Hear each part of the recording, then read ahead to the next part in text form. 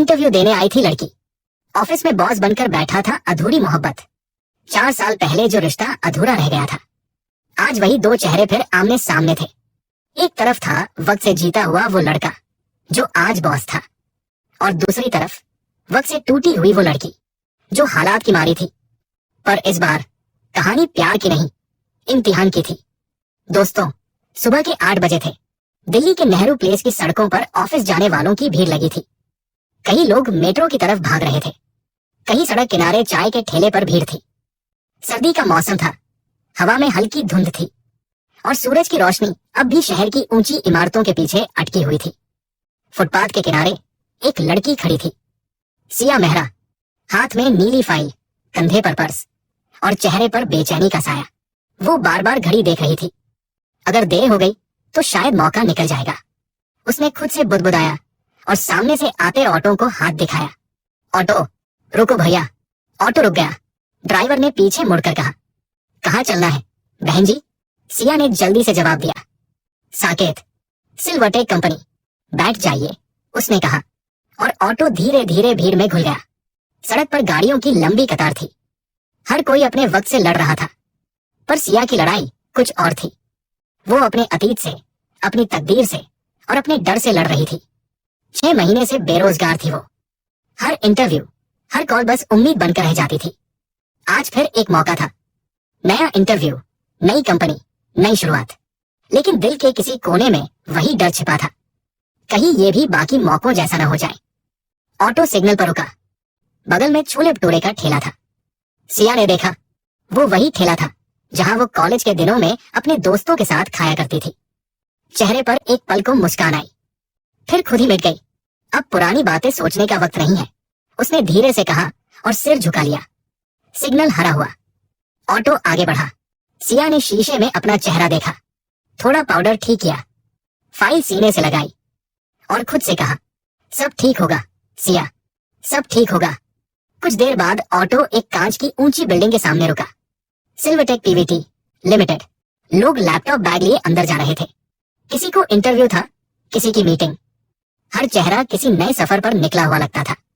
यही तक था ना बहन जी? हाँ भैया। कितना हुआ? 120। सिया ने पैसे निकाले। रख लीजिए भैया, शुभ दिन। आपका भी, उसने मुस्कुराकर कहा। सिया ने गहरी सांस ली और बिल्डिंग के अंदर चली गई। रिसेप्शन पर बोली, हेलो, मैं सिया मेहरा, इंटरव्यू के लिए आई हूं। रिसेप्शनिस्ट ने मुस्कुराकर कहा, श्योर मैम, 5 मिनट रुकिए, आपका इंटरव्यू हमारे सीईओ लेंगे, आर्यन वर्मा। बस इतना सुनना था कि उसके भीतर जैसे सब रुक गया। सांसें तेज, हाथ कांपते हुए, आंखें खाली। वो धीरे से कुर्सी पर बैठ गई। आर्यन वर्मा, 4 साल पहले यही नाम उसके दिल की धड़कन था और आज वही नाम फिर उसके सामने था। बस रिश्ता बदल गया था। मैम, आर्यन सर बुला रहे हैं। रिसेप्शनिस्ट की आवाज ने उसे हकीकत में खींच लिया। उसने फाइल उठाई, पर्स ठीक किया और कॉन्फ्रेंस रूम की तरफ बढ़ी। दरवाजा खुला। अंदर वही था, आर्यन, सूट में, साफ सुथरा लुक, चेहरे पर आत्मविश्वास और आंखों में हल्की कठोरता। वो वही था, पर अब कोई और लग रहा था। सिया धीरे धीरे आगे बढ़ी और सामने की कुर्सी पर बैठ गई। आर्यन ने फाइल उठाई, बिना ऊपर देखे बोला, sit down miss Siya Mehra. वो बैठ गई। कुछ देर कमरे में सिर्फ खामोशी थी।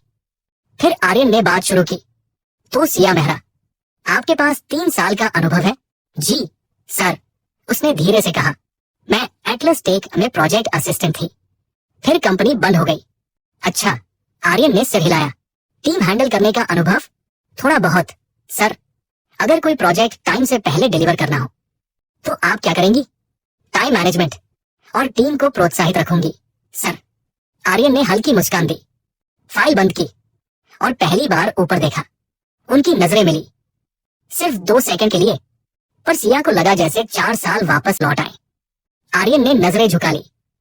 आपकी बातों में ईमानदारी है, वो बोला। ठीक है सिया, आप ये जॉब कर सकती हैं। सिया ने हैरानी से देखा। सर, मतलब? आर्यन ने उसकी बात पूरी की। हाँ, नौकरी आपकी है, कल से ज्वाइन कर सकती हैं। सिया ने चुपचाप सिर झुका लिया। Thank you sir. आवाज में वही पुराना कंपन था। वो उठी, धीरे धीरे दरवाजे की तरफ बढ़ी, पर दरवाजे तक पहुंचते पहुंचते उसके कदम रुक गए। पीछे मुड़कर देखा। आर्यन अब फिर फाइल में खोया हुआ था, जैसे कुछ हुआ ही न हो। वो बाहर आई। लॉबी में वही भीड़ थी, वही लोग, वही शोर, लेकिन उसके भीतर सब कुछ शांत था। डर भी, गुस्सा भी, और शायद प्यार भी। लिफ्ट में उतरते हुए उसने खुद से कहा, कभी कभी जिंदगी इतनी बेरहम होती है कि हमें वही चेहरा दोबारा दिखाती है जिससे हम भाग रहे होते हैं। ऑफिस से सीधे सिया घर पहुंची। दरवाजा खोला, जूते उतारे और बिना कुछ बोले अपने कमरे में चली गई। कमरा बिल्कुल शांत था। उसने बैग नीचे रखा, बालों की पिन निकाली और धीरे से लाइट बंद कर दी। अंधेरा छा गया। बस खिड़की से आती हल्की चांदनी दीवार पर फैल गई थी। वो बिस्तर पर बैठी रही, कुछ पल तक बिल्कुल चुप। दिल अब भी तेज धड़क रहा था। चेहरे पर वही बेचैनी थी। आर्यन का चेहरा बार बार सामने आ रहा था, वही आंखें, वही आवाज। सिया ने सिर तकिए पर रखा, आंखें बंद की, और बस सब कुछ धीरे धीरे धुंधला होने लगा। उसके सामने जैसे अतीत के एक एक पन्ने खुलने लगे। 4 साल पहले की वो बातें, वो जगह, वो हंसी, वो लम्हे, जहां जिंदगी कुछ और ही थी, जहां आर्यन बस एक नाम नहीं, उसकी पूरी दुनिया था। 4 साल पहले की बात है। दिल्ली यूनिवर्सिटी के लॉन में हल्की धूप फैली थी। चारों तरफ नए छात्रों की भीड़ थी। हंसी, हलचल और कॉफी की खुशबू हवा में घुली थी। यही भीड़ में एक लड़की चल रही थी, सिया मेहरा, अमीर बाप की इकलौती बेटी। सफेद सलवार पर हल्का नीला दुपट्टा, चेहरे पर सादगी और चाल में नरमी। वो पहली बार कॉलेज आई थी, थोड़ी घबराई, थोड़ी उत्साहित। भीड़ के बीच में से गुजरते हुए अचानक किसी से टकरा गई। फाइल नीचे गिरी, कागज जमीन पर बिखर गए। ओ सॉरी, एक लड़का झुका, वो भी झुकी। दोनों के हाथ एक ही कागज पर जा मिले। सिया ने सिर उठाया। सामने था आर्यन वर्मा, साधारण कपड़ों में, पर चेहरा ऐसा जो आत्मविश्वास से भरा था। वो बोला, मेरी गलती थी, माफ कीजिए। सिया ने मुस्कुराकर कहा, नो प्रॉब्लम। नए हो? उसने पूछा। हाँ, सिया ने जवाब दिया। पहचान लिया था। ये डर, ये फाइल और ये उलझे बाल, फ्रेशर की पहचान यही होती है। दोनों हंस पड़े। बस यहीं से एक अनकही कहानी शुरू हुई। दिन बीतने लगे। हर रोज कैंटीन में किसी न किसी बहाने आर्यन आ जाता, कभी नोट्स मांगने, कभी कॉफी ट्रीट देने। धीरे धीरे उनकी बातें लंबी होने लगी और साथ बिताए पल गहराते गए। सिया के चेहरे पर जब भी मुस्कान आती, आर्यन का दिन बन जाता। सिया हमेशा कहती, तुम बहुत अच्छे दोस्त हो आर्यन। और आर्यन हर बार वही मुस्कान ओढ़ लेता जो उसके दिल की बात छुपा देती थी। उसे एहसास था कि वो सिया से प्यार करता है, लेकिन सिया की दुनिया उससे बहुत अलग थी। वो आलीशान बंगलों में रहती थी और आर्यन किराए के छोटे से कमरे में। फिर भी वो हर रोज उसकी हंसी का कारण बनने की कोशिश करता। क्लास खत्म होने के बाद दोनों लॉन में बैठते। आर्यन कहता, सिया, एक दिन मैं कुछ बड़ा बनूंगा, तुम गर्व करोगी मुझ पर। सिया मुस्कुरा देती, तुम्हारे सपने बहुत प्यारे हैं आर्यन, बस हकीकत से थोड़ा दूर है। आर्यन उस बात पर हंस देता, लेकिन अंदर कहीं वो शब्द चुप जाते। 3 साल ऐसे ही गुजरे।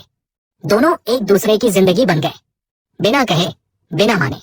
आर्यन के लिए वो दोस्ती से कहीं आगे था और सिया के लिए बस एक अच्छा दोस्त। कॉलेज का आखिरी दिन आया। लॉन में सब फोटो खिंचवा रहे थे, दोस्त गले मिलकर रो रहे थे।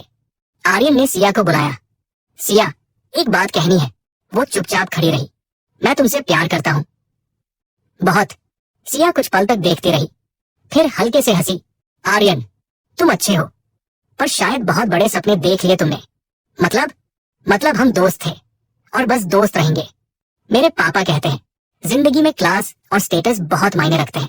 मैं एक बिजनेसमैन की बेटी हूँ और तुम एक मिडिल क्लास लड़के हो। आर्यन का चेहरा उतर गया। वो कुछ बोलना चाहता था पर शब्द गले में अटक गए। सिया ने बस इतना कहा, तुम्हारी जगह मेरे दिल में हमेशा दोस्त की रहेगी, प्यार की नहीं। वो चली गई। आर्यन वही खड़ा रह गया, हाथ जेब में, आंखों में नमी और होठों पर वही मुस्कान जो अब सिर्फ दर्द छुपाने के लिए थी। उस दिन के बाद दोनों कभी नहीं मिले। आर्यन ने अपनी जिंदगी को काम में झोंक दिया और सिया ने अपने परिवार की इच्छा के अनुसार कॉर्पोरेट दुनिया में कदम रखा। सिया ने धीरे से आंखें खोली। कमरे की लाइट अब भी बंद थी, पर दिल के भीतर का अंधेरा बहुत बढ़ गया था। वो बिस्तर से उठी, आईने में खुद को देखा। अब मैं वो सिया नहीं हूँ, उसने कहा, जो किसी की बातों से टूट जाए।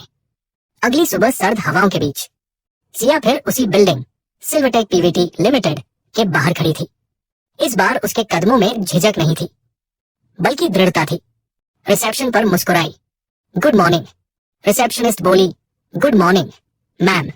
सिया ने कहा, आज से मैं ज्वाइन कर रही हूँ।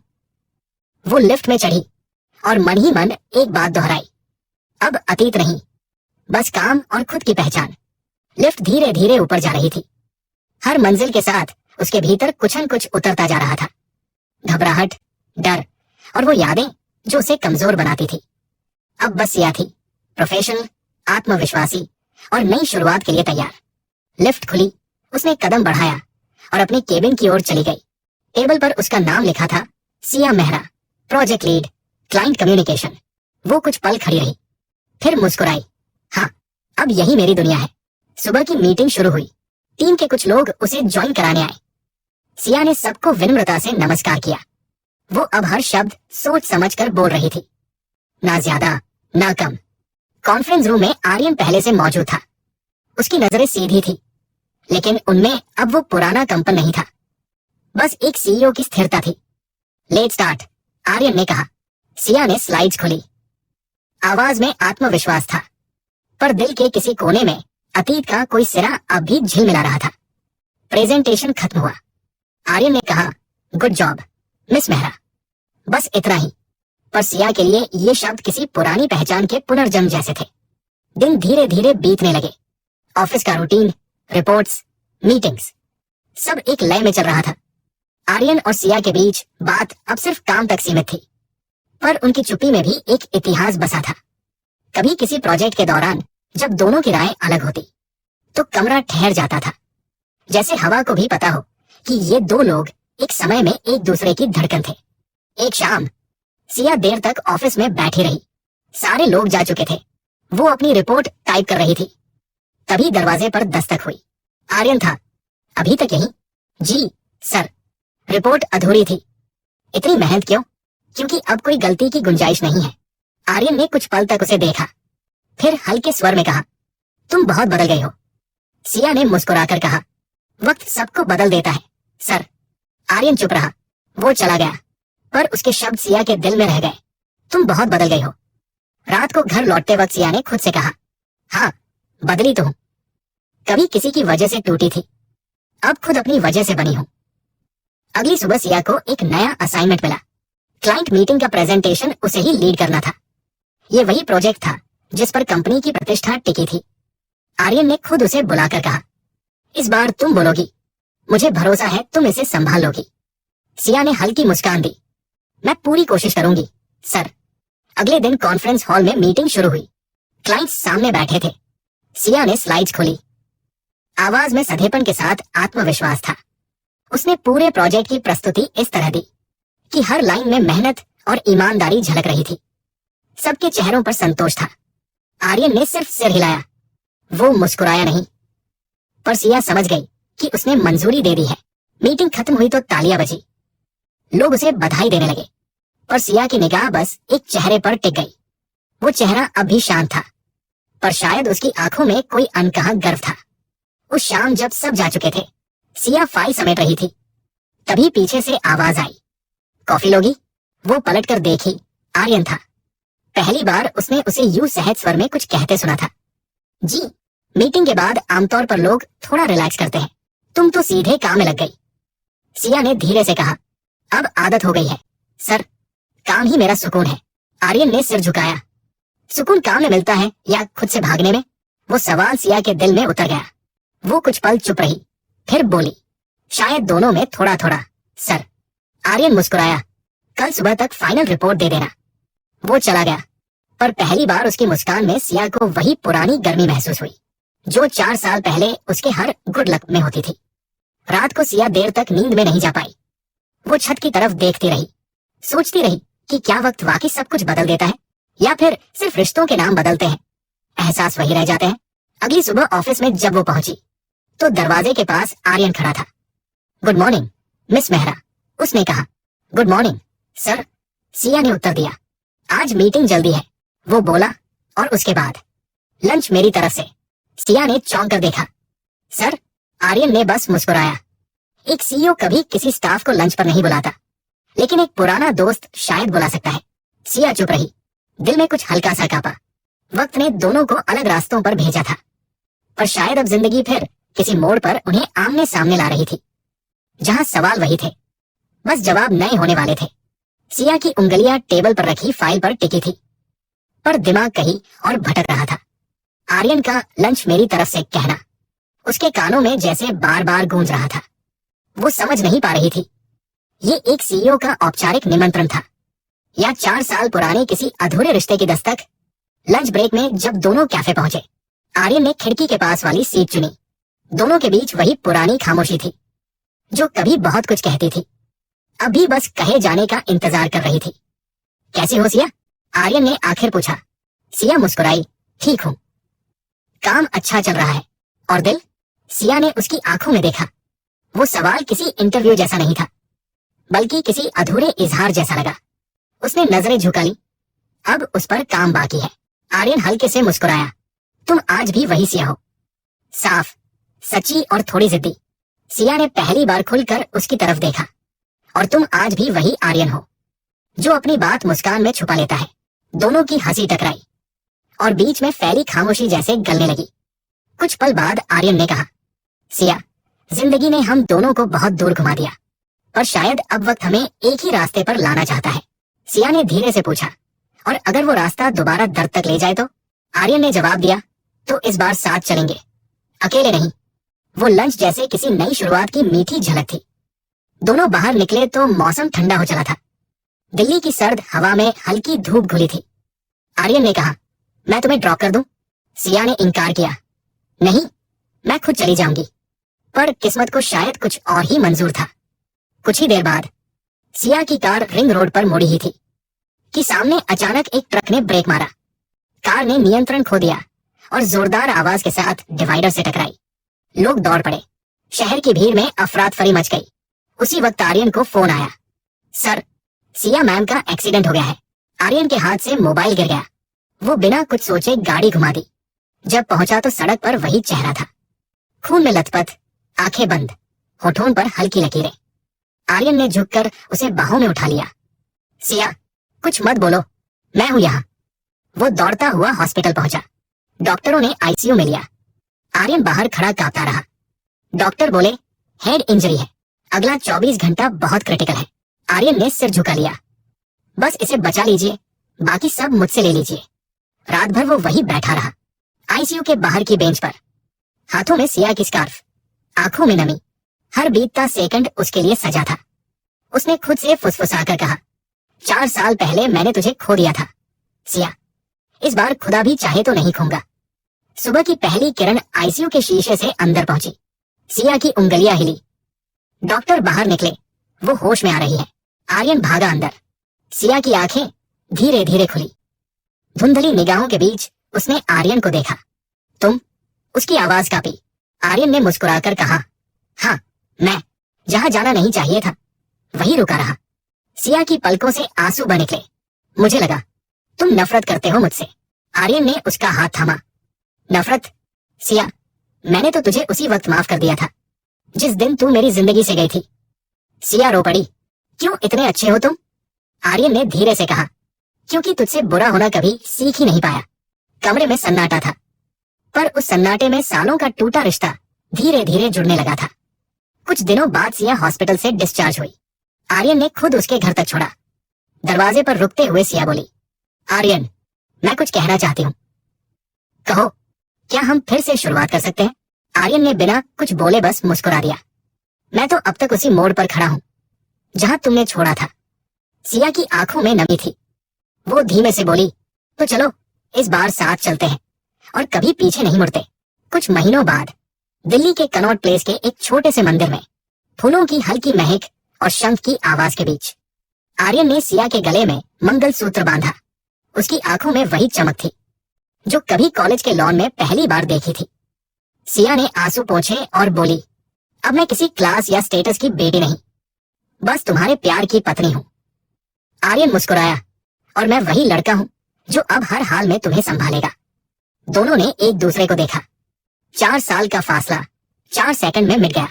रात को दोनों छत पर बैठे थे। ठंडी हवा चल रही थी। आसमान में वही चांद चमक रहा था। सिया ने सिर आर्यन के कंधे पर रखा और बोली, वक्त ने हमें तोड़ा नहीं, बस थोड़ा घुमा दिया ताकि हम खुद को पहचान सके। आर्यन ने उसका हाथ थामा। और जब दो लोग सच में एक दूसरे के लिए बने होते हैं तो जिंदगी चाहे जितनी परीक्षा ले, अंत में जीत प्यार की ही होती है। चांद की रोशनी दोनों पर पड़ी। कहानी वहीं ठहर गई जहां उसे ठहरना था। खामोशियों में भी पूरा और अधूरापन मिटा देने वाला प्यार। कभी कभी जिंदगी हमें गिराकर नहीं, संभाल कर सिखाती है कि सच्चा प्यार लौटकर जरूर आता है। बस इस बार, हमेशा के लिए। दोस्तों, प्यार कभी स्टेटस नहीं देखता, बस दिल की सच्चाई देखता है। और अगर सच्चा हो तो वक्त चाहे कितना भी बीत जाए लौट आता है।